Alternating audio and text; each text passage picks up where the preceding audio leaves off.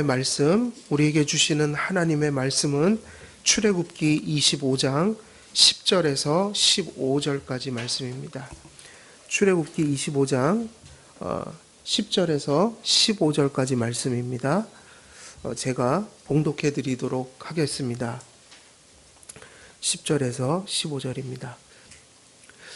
그들은 조각목으로 궤를 짜되 길이는 2규빗 반, 너비는 1규빗 반, 높이는 1규빗 반이 되게 하고, 너는 순금으로 그것을 싸되 그 안팎을 싸고 위쪽 가장자리로 돌아가며 금테를 두르고 금고리 넷을 부어 만들어 그 네 발에 달되 이쪽에 2고리 저쪽에 2고리를 달며 조각목으로 채를 만들어 금으로 싸고 그 채를 궤 양쪽 고리에 꿰어서 궤를 매게 하며 채를 궤의 고리에 꿰ን 대로 두고 빼내지 말지며. 아멘. 예, 우리가 지난 시간에 성막의 언약궤의 명칭들을 통해서 언약궤의 여러 가지 속성들을 우리가 이제 계속 살피고 있는데요.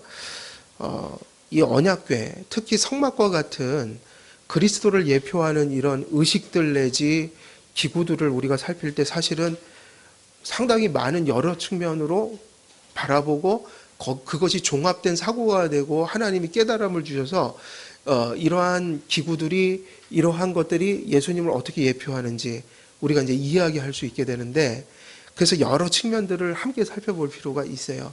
그 중에 이 성막의 이름을 다루고 있는데 사실 우리가 이 부분을 조금 생략하고 지금 그러니까 언약의 궤, 증거의 궤라고 말씀을 드렸죠. 그리고 지난번에 우리가 구역공과 할 때 드렸던 그 내용들이 거기다 들어 있는데, 거기에 보면 하나님의 거룩과 권능, 하나님의 여호와라는 이름, 이런 것들이 수식어로 붙어서 궤가 어떤 하나를 얘기하는 게 아니라 여러 가지 하나님의 속성들을 드러내고 궤가 나타내는 그런 속성을 가진 하나님의 사역을 계시하고 그 하나님의 사역이 이루는 결실들을 가르쳐 준다고 할 때 그런 것들이 종합되어 결국은 지금 다 얘기는 하지 않지만 우리가 요약해서 말씀드린다면 명칭 속에서 우리에게 주시는 그 언약궤에 대한 어떤 의미들은 하나님의 주권 그리고 하나님의 축복의 어떤 목적들을 그 안에서 언급하고 있다. 그래서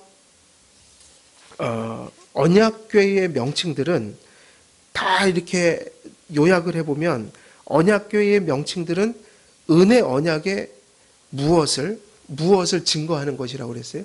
언약을 증거하는 것이었다. 첫 번째 목적이었죠. 그리고 은혜 언약을 맺으시고 성취하시는 하나님의 신실하신 성품과 권능이 계시되어 있다. 그래서 지난주에 나눠드렸던 내용들을 보면 거룩한, 그죠? 거룩한 여호와에게 이런 수식어들이 붙어요. 그리고 언약의 증거여 언약을 성취하시는 중보자 그리스도께서 언약궤가 예표하는 바 중심에 있다. 언약궤는 그리스도의 가장 중요한 모형이었다.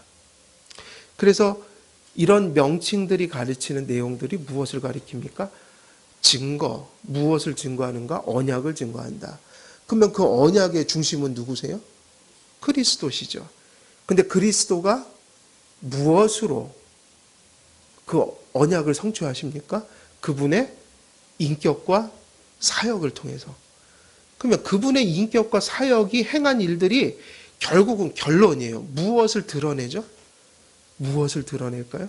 하나님의 속성과 성품을, 결국은 하나님의 영광을 드러낸다. 그래서 언약궤는 거룩하죠. 왜요? 하나님의 속성을 드러내고 예표하는 거니까요.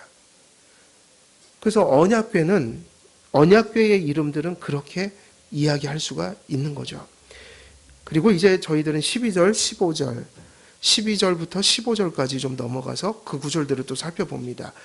12절부터 15절까지를 한번 읽어보겠습니다. 12절부터 15절 함께 읽겠습니다. 시작.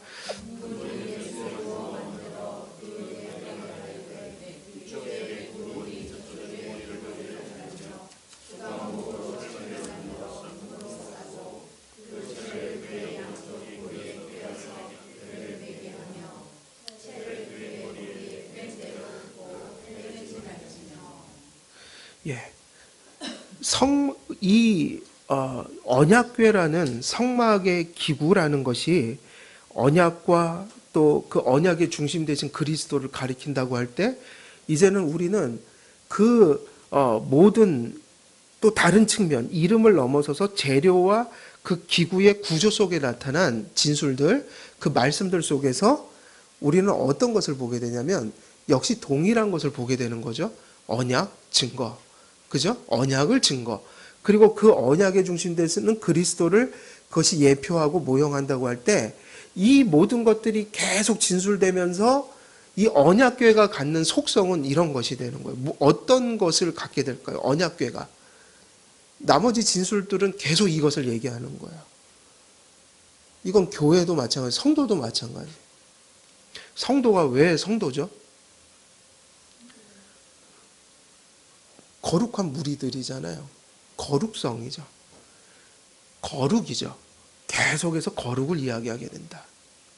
그 거룩은 내용이 없는 거룩이 아니라 이것과 함께 나오는 거룩이에요. 언약. 언약을 증거하고 그 언약에 대한 증거의 중심에 그리스도가 계시고 그리스도 안에 계신 그 구속자 하나님의 능력, 속성, 성품. 무엇을 통해서요? 그의 인격과 사역을 통하여 나타난 영광. 그래서 이 언약궤를 다루는 이스라엘 백성들의 태도는 항상 이것이 하나님으로부터 요구된 거예요. 무엇이 요구됐어요? 그것을 어떻게 다루라는 거예요? 기물들을 거룩하게 다루라. 지금 읽은 구절들을 보게 되면 이제 우리가 구조가 나타나 있어요. 내 발을 달되, 고리를 달고 거기다가 채를 껴라. 그리고 채를 빼지 말라. 이 말씀들 속의 핵심은 거룩이에요. 거룩은 왜 거룩한가? 중요한 것은 전에 얘기했듯이 거룩이라는 것의 뜻이 뭐예요? 구별이죠. 이질성이에요. 근데 여기서 이질이라는 건 단지 다르다 그러면 안 되는 거고 탁월함의 이질성이죠. 인간은 도저히 이렇게 접근할 수 없는 탁월함이 이질성으로 나타났다. 그래서 사실은요, 사람이 어둠 속에 있다가 빛을 못 봐요. 빛과 어둠은 이질적이죠.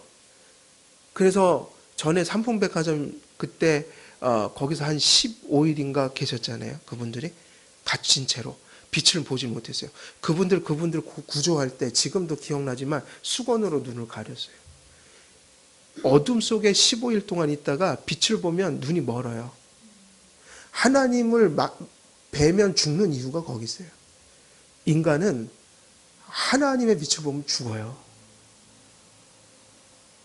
인간은 죄가 많아요. 죄를 지은 인간이 하나님의 영광을 감당할 수가 없는 거예요. 언약궤는 왜 거룩한가? 언약궤를 통해서 하나님께서 대단한 것을 가르치고는 정말 소중한 것을 그 안에 담아놨기 때문이에요. 그런 의도로 하나님이 그것을 식양대로 만들려고 명령했기 때문에 언약궤가 지니고 있는 목적과 의미와 기능이 대단히 중요한 거였어요. 그건 거룩해질 수밖에 없어요. 그러니까 그 얘기는 그야말로 그것을 소중히 다루고 소중히 바라보라는 뜻이에요. 이와 같은 이름을 가진 그리스도의 모형과 예표로서 언약궤는 다음과 같은 재료로 제작됐어요. 언약궤는 먼저 무엇으로 제조되었죠? 언약궤는 무엇으로 제조되어 있어요? 조각목이죠. 조각목은 뭡니까? 아카시아 나무의 일종이었는데 조각목은 흔한 나무였어요. 그래서 그렇게 대단히 귀한 나무는 아니에요. 그러니까 보잘것이 없는 나무죠. 어떻게 보면 그냥 흔히 많이들 사용하는 그런 일반적인 재료였어요. 그래서 아더 핑크 같은 강해 설교자는 조각목이 그리스도의 성육신, 다시 말해 인성을 표현한다. 뭐 이런 해석은 많이들 해요. 그래서 물론 이렇게 보지 않는 분들도 계시지만 또 이렇게 보시는 분들도 많아요. 건전한 주석가들 중에. 그래서 조각목은 그의 인성을 가리킨다. 조각목에 무엇을 입히라고 그랬죠? 정금을 입혀라. 근데 이 조각목에다가 정금을 입히는 거는 사실은 이 조각목과 정금은 성막의 모든 기물들의 거의 보편적인 가장 일반적인 재료로 주재료로 쓰였어요. 그래서 우리가 사실은 추론한 신약과 뭐 전체적인 성경적 맥락에서 또 그 재료가 갖는 이미지들 속에서 추론할 뿐이지만 그것도 틀린 얘기는 아니다. 깊이 생각해 보면 우리에게 유익이 될 수 있는 가르침이에요. 조각목이라는 게 인성을 가리킨다. 그리고 그 인성 위에 덧입혀진 금은 그냥 금이 아니었어요. 금 중에도 어떤 금일까요? 히브리어에 보면 그 정금이라는 건 두 단어의 합성어예요. 그래서 금이라는 것과 무엇이 합쳐졌냐면 정이죠. 정금. 그냥 금이 아니라 정이 무슨 뜻이죠? 정결하다 그럴 때 쓰는 정자잖아요. 그죠? 정금. 그래서 깨끗하다, 불순물이 섞여 있지 않다, 순결하다. 이거는 도덕적으로도 쓰일 수 있고 물리적으로도 쓰일 수 있고 뭐로도 쓰일 수 있어요? 종교적으로도 쓰일 수 있어요. 정결하다라는 말이 정말 일체의 부정함이 없는 완벽함, 깨끗함, 완전한 거룩함. 근데 사실은 예수님 태어나실 때 동방박사들이 드렸던 세 가지 예물 중에 뭐가 들어있었죠? 황금이 들어있었다고요. 그러니까 꼭 그게 일리가 없는 얘기는 아니에요. 실제로 황금은 또 그러한 이미지를 가지고 있어요. 존귀함, 그죠? 그런 어떤 가치. 그래서 우리가 조심스럽게 이 조각목을 예수님의 인성 그리고 이 정금을 예수님의 신성과 그의 순결함에 우리가 적용할 수도 있다. 그래서 이런 해석들 많은 주석가들 속에서 보았는데 특별히 아더 핑크 같은 사람들이 이렇게 해석을 하죠. 그래서 일종의 이 조각목과 정금으로 모든 기물들을 주재료로 이렇게 사용했고 대부분 이렇게 사용했죠. 물론 어떤 것은 금을 통째로 사용해서 만든 것도 있긴 하지만요. 그래서 이 언약궤는 속에는 조각목이요 겉에는 정금으로 그것을 싸서 그렇게 만들었는데 특별히 윗부분의 주위에는 금으로 만들었을 뿐만 아니라 태까지 둘렀어요. 그래서 매튜 헨리는 이 금태를 가리켜 마치 왕관과 같다라고 이야기하기도 했어요. 비유적으로 얘기한다면 뭐 거기까지 가면 좀 심한 거겠지만 어찌됐든 매튜 헨리는 그것을 왕관처럼 보인다. 그렇게까지 얘기를 했습니다. 그래서 우리가 주보에 보면 그 언약궤에 나와 있는데 태가 둘려 있죠. 그죠? 사진에 금태를 둘렀다. 뭐 정확하지는 않을 거예요. 왜냐하면 지금 저 모양들이 다 달라요. 사진을 보면. 그러니까 저게 정확한 건 아니에요. 성경을 통해서 복원한 거지. 근데 그 모양을 어떻게 섬세하게 알겠어요? 예. 그래서 이러한 기술들을 어디서 배웠을까요? 사실은 이스라엘 백성들이 이런 것을 만들 재주를 물론 하나님께서 그들에게 재능을 주셨지만 대부분의 애굽에서 가져온 재료, 애굽에서 배운 기술로 한 거야. 그래서 사실은 애굽은 이스라엘 백성이 사실은 출애굽하고 나서 구속받고 나서 이런 긍정적인 모습으로 모든 것이 활용될 수 있게 하시는 어떤 역사가 있었지만 애굽 생활은 인큐베이터 같다고 저는 생각해요. 족속들의 수도 거기서 늘려왔고 사실은 이 성막 짓는 재료를 다 어디서 가져온 거예요? 애굽에서 다 받아온 것이고요. 기술도 어디서 가져왔어요? 애굽에서. 사실은 모세의 리더십 속에는 이 사람의 지혜, 인간적인 일반 은총적인 지혜도 충만하다고 봐요. 모세가 애굽의 학문을 배웠거든요. 물론 그게 성화가 없고 거듭남이 없으면 그거는 큰일 나는 일인데 그래서 40년 동안 그렇게 죽인 거예요. 그게 악이 되지 않도록. 조각목을 정금으로 싼 언약궤의 네 다리에, 그래서 네 다리에 네 개의 뭐를 달았어요?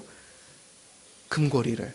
그 다리가 뭐냐 그러면 또 보면 여러분들이 인터넷을 뒤지면 다리가 없는 언약궤가 대부분이에요.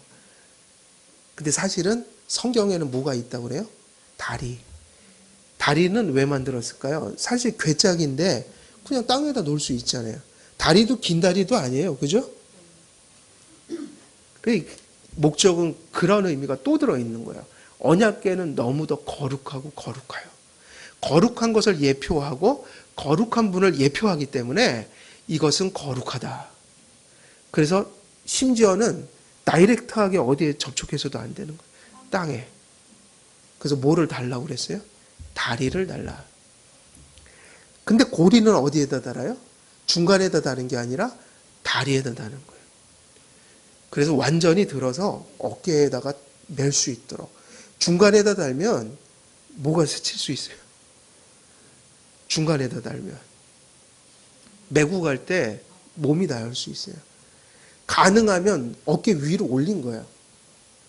다른 기물은 그렇지 않아요. 다른 기물은요, 중간에다 이렇게 하는 것도 있어요. 근데 언약궤는 그러니까 모든 구조도 의도 없이 전해지고 있는 게 아니라 어떻게 전해지고 있어요? 의미들을 갖고 있다. 거기 중요한 주제 뭐죠? 거룩이에요.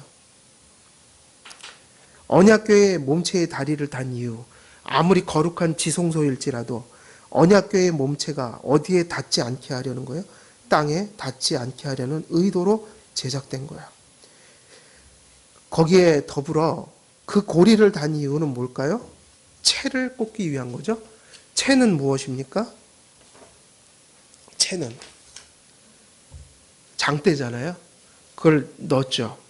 장대에다가 걸어서 매기 위한 거예요. 그래서 우리 가마 보면은 조선시대에 가마 보면 다 장대가 있잖아요. 그런 역할을 하기 위한 게 그 채였어요. 네 다리 하단부에다 부착되었는데 네 개의 고리 중 두 개의 고리 하나씩 끼워 사용했다. 무엇하기 위한 겁니까? 이동하기 위한 것이었다. 근데 채도 어떻게 만들었어요? 금으로 싸서 만들었어요. 언약궤만이 아니라 언약궤를 매는 도구도 거룩해야 하고 그리고 매는 자들도 하나님 앞에 그걸 거룩하게 이동시켜야 했다. 그래서 본문 14절에 매게 하여는 들어 올려 옮기다는 의미를 가지고 있어요. 언약궤가 얼마나 거룩하게 취급되었는지는 채와 관련된 다음의 사실에서 또 확증되죠. 다른 기구의 고리에 끼워진 채는요, 운반할 때만 끼고 운반하지 않을 때는 뺐어요. 근데 언약궤는요, 어떻게 했죠? 성경에 나오죠. 15절에 채를 궤의 고리에 꿰n 대로 두고 빼내지 말지며. 우리가 지금 계속 이야기하고 있는 것들이 논지가 흘러가고 있죠. 뭐 논문으로 따지면 논지라는 게 흘러가고 있어요.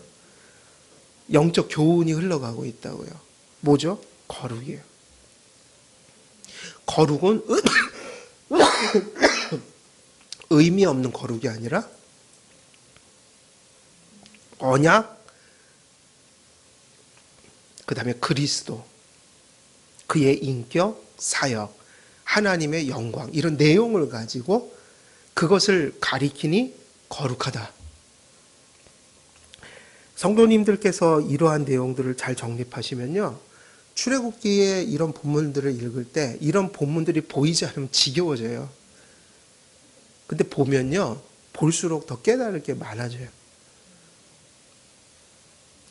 채를 고리에서 빼내지 말라 명령된 이유는 고리를 끼웠다가 뺐다 하는 과정에서 언약궤에 부착된 고리에 접촉할 수밖에 없었는데 하나님께서는 금고리에 사람의 손이나 몸이 접촉되는 것조차 하나님 앞에 가증하고 부정한 것으로 간주하셨다는 겁니다. 언약궤를 운반하는 중에 누가 그걸 건드렸다 죽었어요? 우사요. 우사는 좋은 의도로 붙들었어요? 나쁜 의도로 붙들었어요? 좋은 의도죠. 그럼에도 불구하고 죽었어요. 거룩하다는 게 참 대단한 거죠. 왜 금고리에 채를 빼내지 말라 명령하셨는지를 우리는 이해할 수 있죠. 언약궤는 성막의 중심이며 언약궤는 이스라엘 백성의 속죄와 하나님의 임재의 중심된 상징이었기 때문이에요. 옛 언약 시대에 그리스도를 가리키던 가장 중요한 모형이요 예표였다는 것을 우리는 알 수 있죠. 그것을 가리켜 뭐라고 그러죠? 그렇게 중요하다. 우리는 그것을 어떻게 대해야 된다고요? 거룩하게.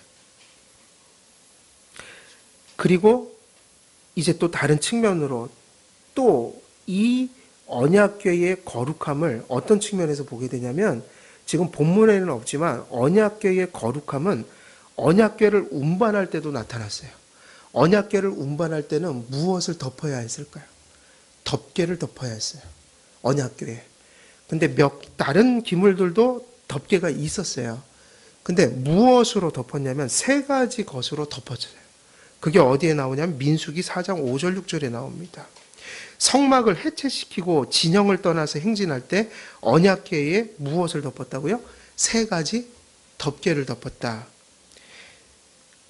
그래서 그 세 가지가 뭐냐면 첫 번째는 휘장이요.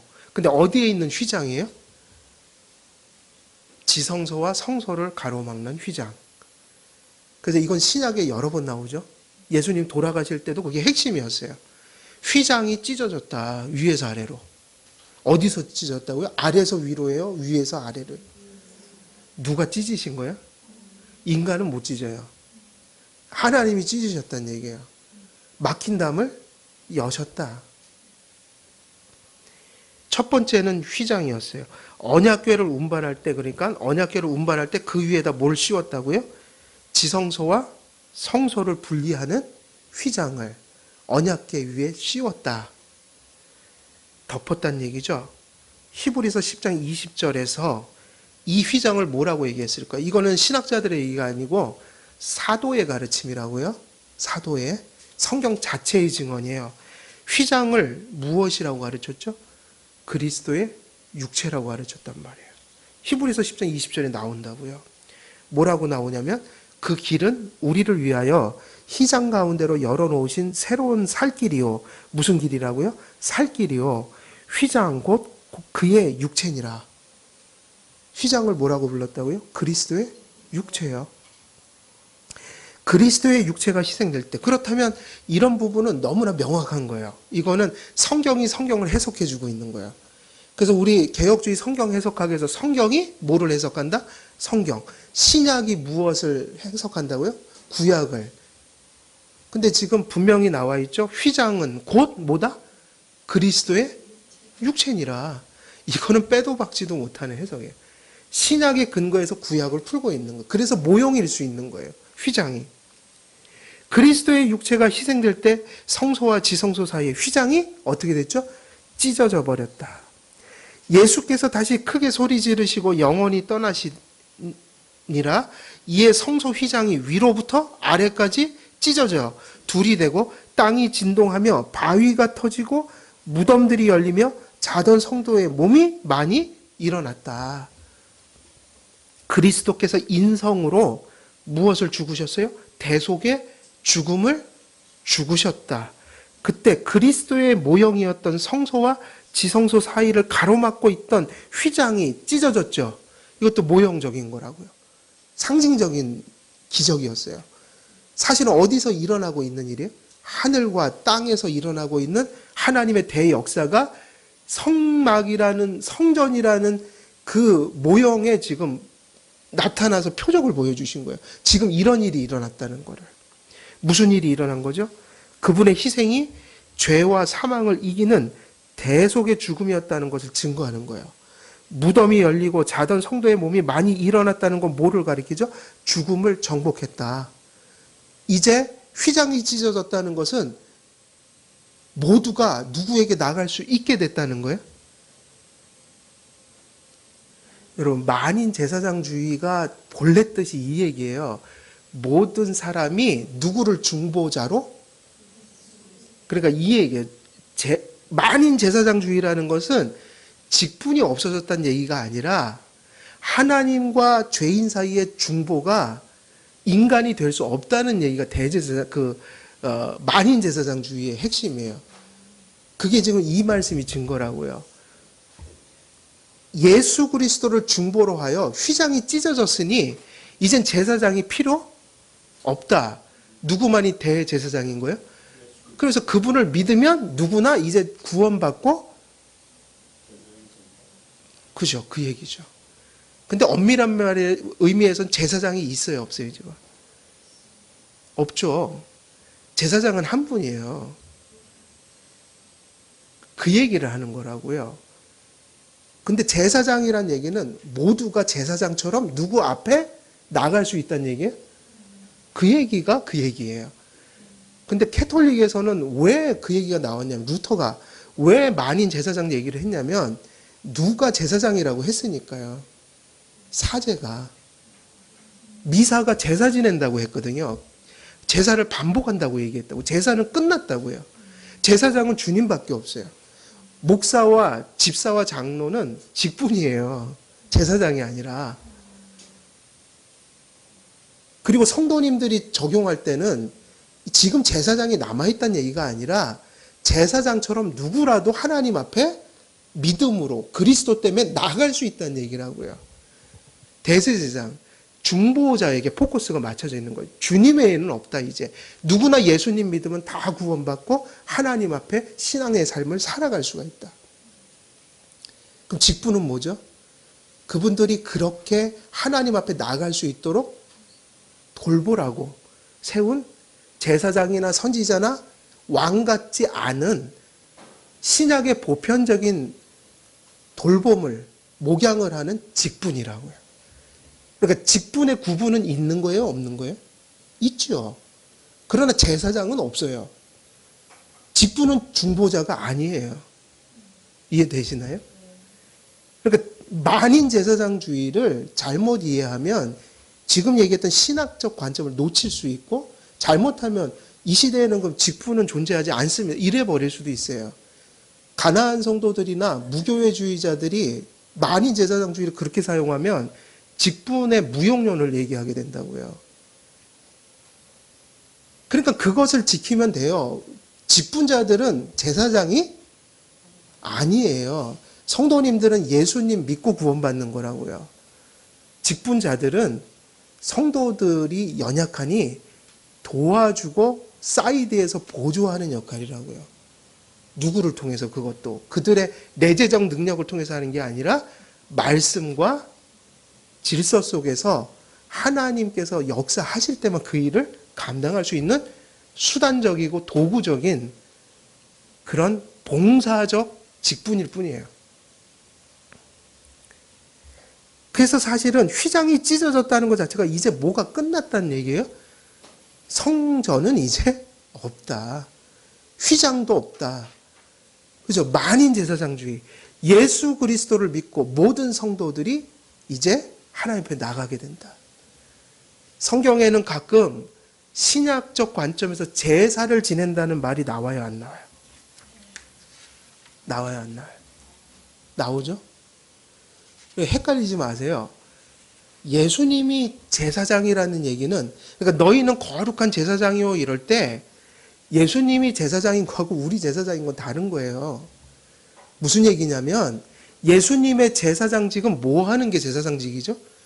구속하시는 일이고, 우리가 왜 가끔 거룩한 산제사로 너희 몸을 드려라, 그리고 너희는 제사장이다, 이 얘기는요, 하나님의 구속을 받은 것에 대한 감사로 살아간다는 얘기라고요. 이해되시나요? 그게 제사 지낸다는 거예요.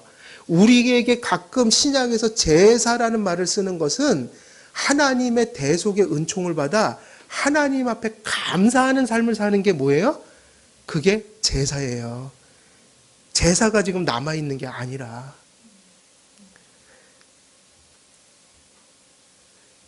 제가 평생 교회 다니면서 이걸 한 번도 가르쳐 준 적이 없어요, 세상에.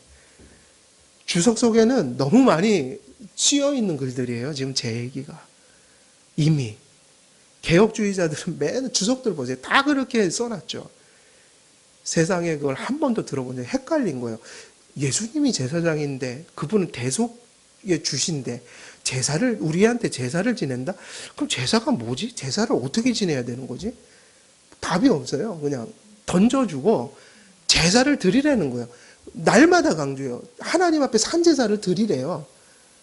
그런데 내용을 모르니까 헷갈린 거예요. 그럼 제사를 어떻게 드리라는 거지 지금? 예배 드리는 게 제사인가? 착하게 사는 게 제사인가?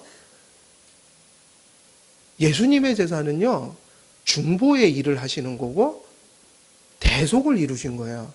그걸 어떻게 우리한테 적용을 해요? 말도 안 되지. 그래서 그 얘기를 하는 거잖아요.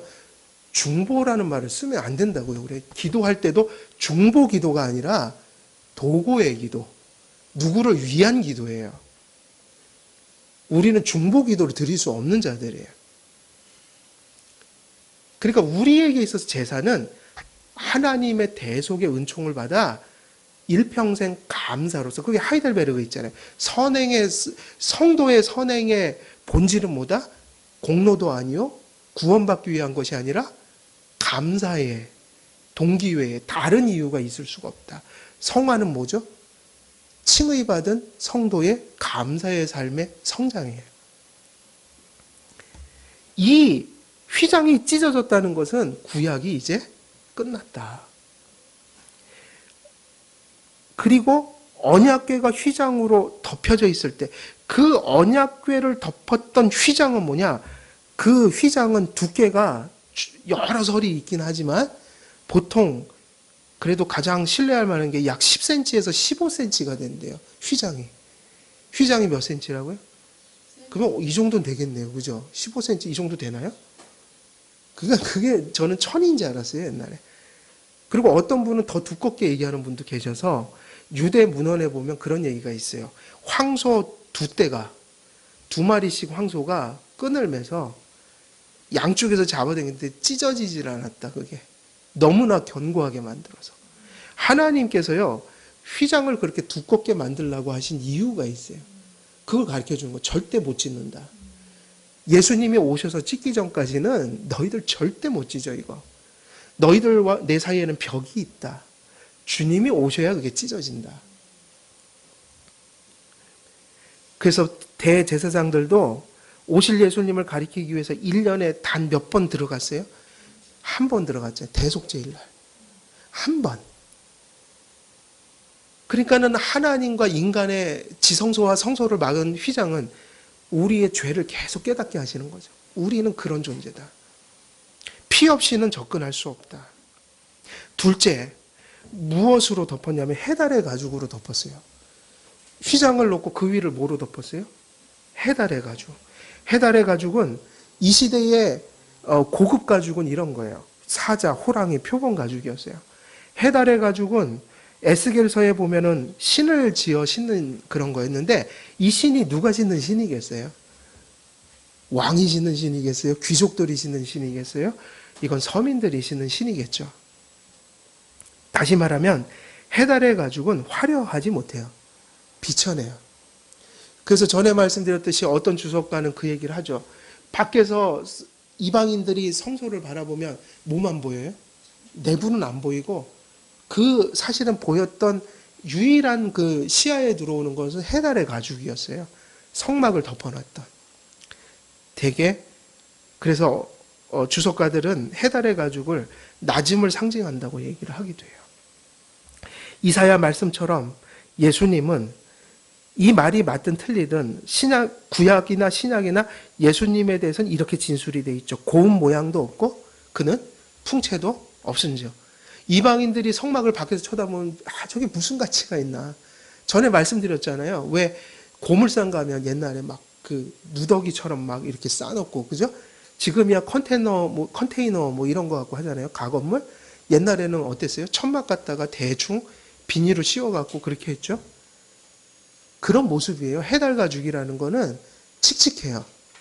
밖에서 쳐다보면 그런 거였어요. 근데 대제사장들이 지성소 혹은 성소로 들어가면 그 안에 분위기는 어땠을 것 같아요? 그건 황홀했을 거예요. 좀 그런 분위기였을 거예요. 고운 모양도 없고 풍채도 없은즉 우리가 보기에 흠모할 만한 아름다운 것이 없도다. 해달의 가죽은 인성을 입으신 그리스도의 굴욕과 겸허를 상징하는 것입니다. 그분의 연약함, 그분의 낮아지심, 그분의 가난함, 그분의 초라함이 무엇을 위해서 입은 것이에요? 그 육신을? 대속. 그래서 우리는 그리스도를 신성의 충만함이 임하신, 그러니까 신성의 충만함이 육체로 임하셨다. 이것을 말씀과 성령으로 깨달은 자들에게는 예수님처럼 존귀한 분이 없지만 그 가치를 이스라엘 백성들은 알았고 대제사장들은 알았죠. 그러나 이방인들은 알았을까요? 몰랐을까요? 그러니까 예수님을 육체로만 아는 자들은 그 하나님의 아들의 가치를 알지 못해요. 육체로 안다는 건 뭐죠? 말씀과 성령으로 거듭나서 예수님이 누구신 것을 알지 못하고 형식적으로 교회 다니거나 말씀을 알지 못해서 예수님을 매우 인간적으로 이해하고 있는 분들은 예수님은 그저 역사 속에서 비참하게 돌아가셨던 한 연약한 인간일 뿐인 거예요. 그래서 요즘에 자유주의자들이 그런 책을 내잖아요. 뭐 예수, 소크라테스, 공자. 성인의 한 사람으로 보기도 하고. 그리고 누구죠? 그 아프리카의 성인 누구라? 예?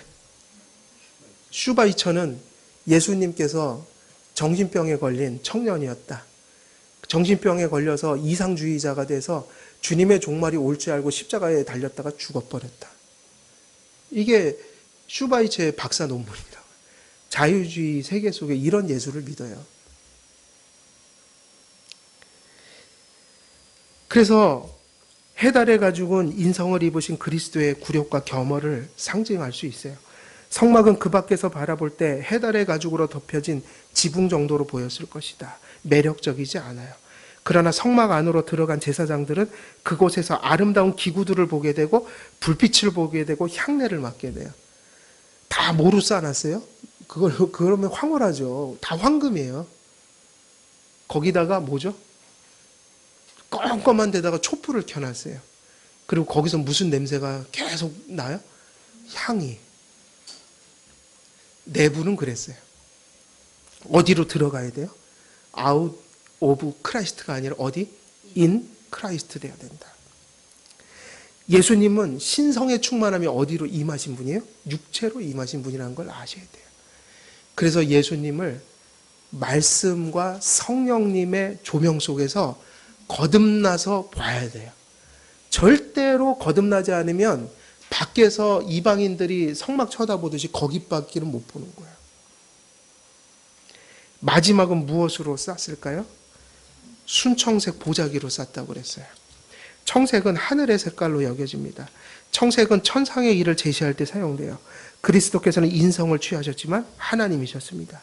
그리고 그리스도께서 천상의 능력으로 구속을 이루시기 위해 오신 언약의 중보자이셨죠. 이제 여러 관점에서 언약교회에 대해 살펴보았어요. 이 모든 것들을 종합해 볼 때 우리가 도달할 수 있는 언약교회에 대한 결론적 목적과 의미들을 정리해 볼 필요가 있다. 이제 우리가 정리를 해야 되는데요. 결국 이 모든 이름과 재료와 그죠? 모양과 그리고 각각의 어떤 하나님께서 식양을 전달하실 때 주셨던 말씀 속에서 우리가 잡을 수 있는 그 언약궤의 의미들을 어떻게 요약할 수 있는 것인가? 첫째, 언약궤는 하나님께서 주신 무엇을 보관하는 궤로 이제 정리할 수 있어요? 가장 중요한 용도는 그거잖아요. 십계명은 언약궤의 십계명을 보관하는 궤였잖아요. 언약궤는 하나님의 말씀이 언약의 백성들에게 당신 자신을 계시하는 방편이었고 하나님의 말씀은 언약을 맺으시고 성취하시는 방편이기도 했습니다. 그리고 하나님의 말씀은 하나님의 주권과 은총 가운데 언약을 맺은 백성들에게 요구된 하나님의 뜻이고 삶의 표준이었어요. 언약궤는 하나님의 말씀에 대한 존중 사상을 가르칩니다. 십계명을 보관하는 궤가 가장 거룩한 지성소에 놓여졌듯 하나님의 말씀은 우리 존재의 중심이고 가장 깊은 곳인 마음의 가장 깊은 곳인 우리의 마음에 새겨져야 한다. 이스라엘에서 율법이 사라지면 어떤 일이 벌어졌죠? 타락했잖아요. 그래서 왕들의 임무가 뭐죠? 항상 율법을 백성들에게 지키고 전해줘야 되는 거예요. 요시야 때 무슨 일이 일어났어요? 율법을 상실해갖고 엉망이 되고 우상숭배에 빠졌다가 율법이 발견돼갖고 요시야가 율법 읽고 회개했잖아요. 보여줘야 되는 거죠. 하나님의 말씀이 들려져야 되는 거죠. 근데 그 말씀이 어디에 머물러서는 안 돼요? 그냥 머리에 머물고 그냥 인포메이션으로 머물면 안 되고 그 말씀이요. 언약궤 속에 들어서 어디에 가 있었어요? 가장 중심, 지성소, 가장 깊은 곳에 들어가 있듯 그게 예수님이라고도 할 수 있지만 성전은 성도를 예표하기도 하잖아요. 우리의 마음이 지성소라고요. 가장 깊은 곳에 말씀이 보관되어 있어야 된다. 듣고 잊어버리는 말씀은 의미가 없어요. 가장 깊은 곳에서 붙들고 있어야죠. 하나님의 말씀을 가장 깊은 곳에서 믿고 순종해야 합니다. 요한계시록 11장 19절에 하늘에 있는 성전 안에 언약궤가 상징화되어 있었죠. 그래서 이 성막은 하늘을 뜻하기도 하고 예수님을 뜻하기도 하고 누구를 뜻하는 거예요? 우리 자신을 상징하기도 한다. 근데 어디에 언약궤가 있어야 하냐면 지성소다. 어디에 우리의 말씀이 어디에까지 심겨져야 됩니까? 마음이요. 사실은 마음에 심겨지면 이긴 거예요. 왜냐하면 마음은 우리 존재의 중심이거든요. 말도 행동도 어디서 나오죠? 마음에서 나오니까 마음에 심겨져 있지 않으면 말에도 행동에도 나올 수가 없어요. 둘째, 언약궤는 하나님의 무엇을 상징하죠? 임재를 상징하고 표하는 것이었어요. 하나님께서 언약궤에 보관된 두 돌판에 새겨진 하나님의 말씀을 믿고 마음에 둔 백성들에게 임재하십니다. 구약시대의 그리스도를 전하고 백성들의 삶의 표준으로 주신 율법과 완전하지 못한 그 백성들이 하나님의 말씀에 다가가고 지속적으로 추구하도록 그곳에 무엇이 흘려졌죠? 그러니까 율법이 있었지만 율법은 뭐가 없으면 접근할 수가 없는 거예요? 피요. 율법은 정말 하나님의 길을 알려주지만 부족한 우리들은 말씀을 받을 수가 없어요. 근데 그 말씀을 어떻게 받고 우리가 추구할 수 있는가? 그것은 용서가 있기 때문이죠. 그래서 하나님께서 율법과 제사 제도를 통해서 어디에 임재하세요? 말씀을 믿고 말씀을 따르는데 더 큰 전제는 용서받은 자들이. 이게 중요하죠? 용서가 앞에 있어야 돼요.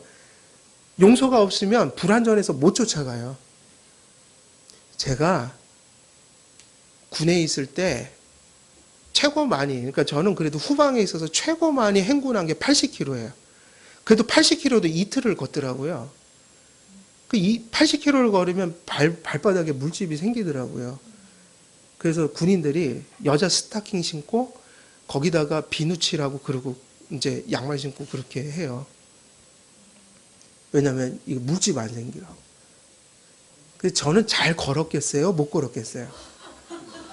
당연히 못 걷죠. 체중이 많이 나갔어요. 그때 사실은 제가 관리를 안 해서 그런 게 원래 이렇게 태어났어요.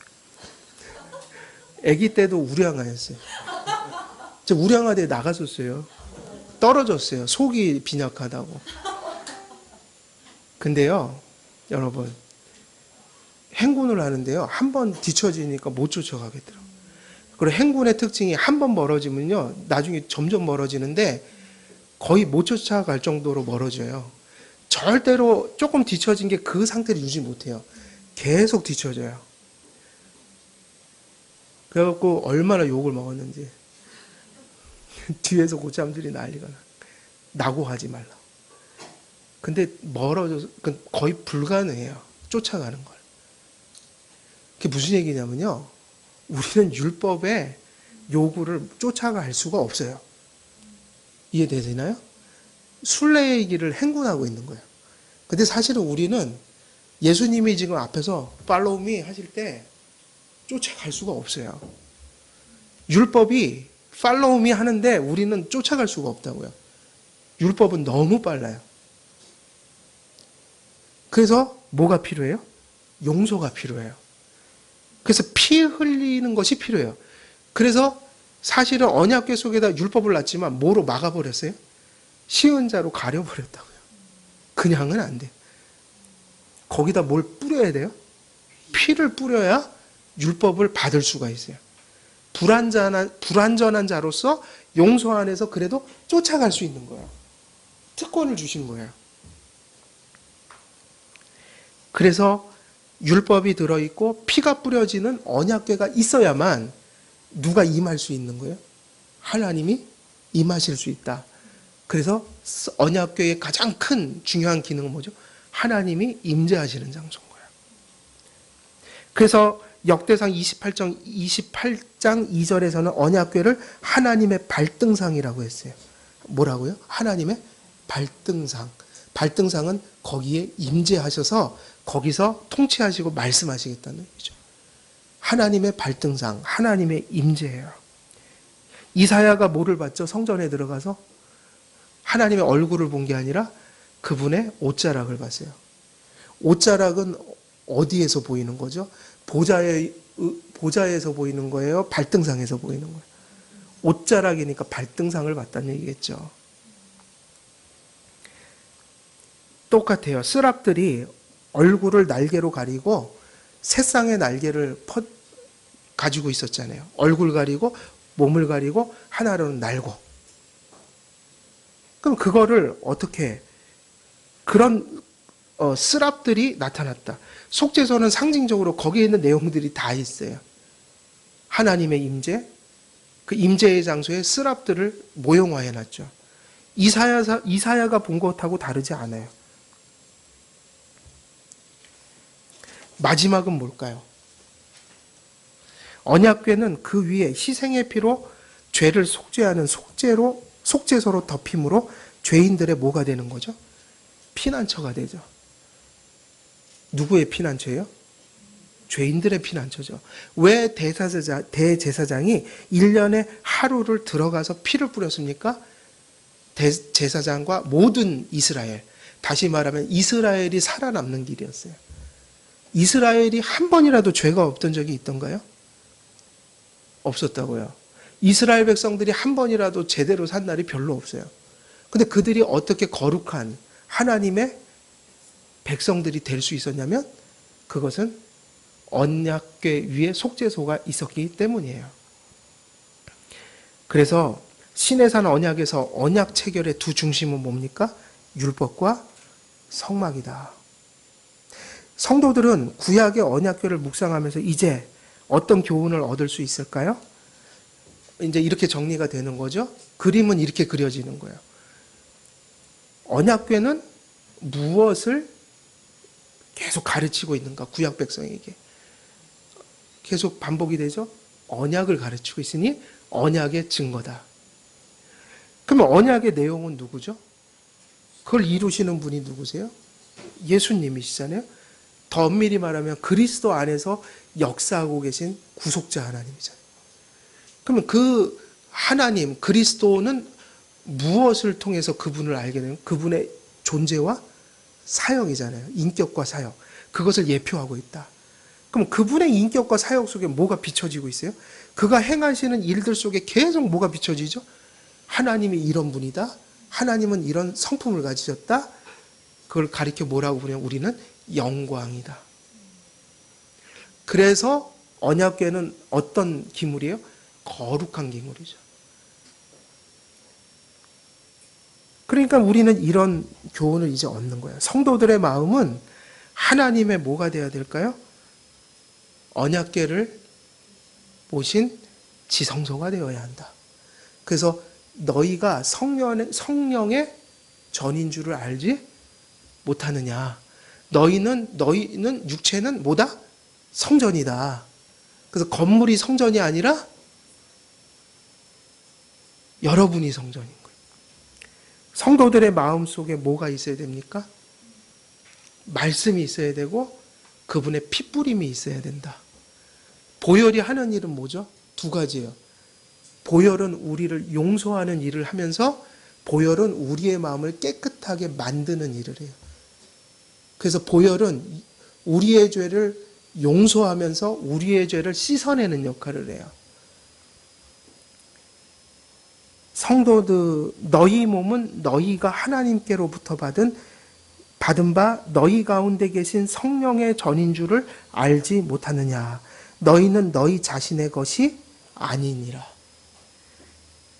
그러면 이제 이 말씀을, 구약의 말씀을 읽으며, 이 오래전에 쓰여진 말씀을 읽으며, 이거는 누구의 말씀이 될 수 있는 거예요? 이제 신약의 빛으로 이제 이것이 조명이 되면 성취된, 그죠? 신약의 경륜 속에서 이 언약궤의 말씀을 읽으며 우리들은 교훈을 받을 수 있어요? 없어요?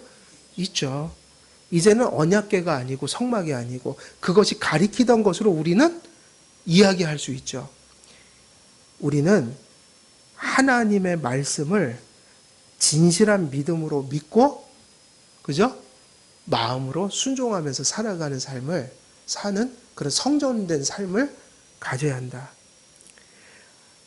언약궤가 그러하였듯이 지금도 그리스도를 의지하는 자들을 그리스도의 보혈로 우리를 용서하심으로, 우리처럼 부족하고 연약한 자들이 그 거룩하고 높은 그 하나님의 부르심을 위해서, 그 가치를 위해서 살아갈 수가 있다 없다? 있다.